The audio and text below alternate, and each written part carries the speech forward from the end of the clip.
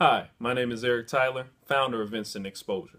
Instant Exposure has a mission to give all high school athletes the platform to showcase their athletic skills and abilities to college coaches and also college scouts across the country.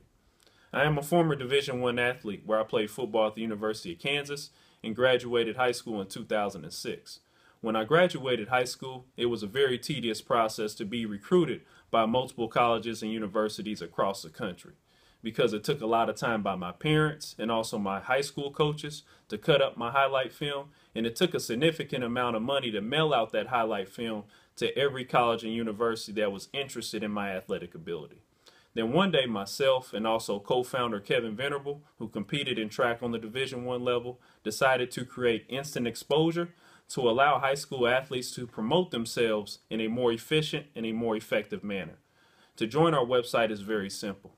All you have to do is create an athlete profile with your academic attributes, your athletic attributes, and your three best in-game or in-competition highlights. We will then create your profile and then send you a URL link. That URL link, you can begin to market yourself to any college coach or college scout across the country that you come in contact with. We appreciate you visiting our website, and we hope that you join Instant Exposure and be the next prospect recruited. Thank you.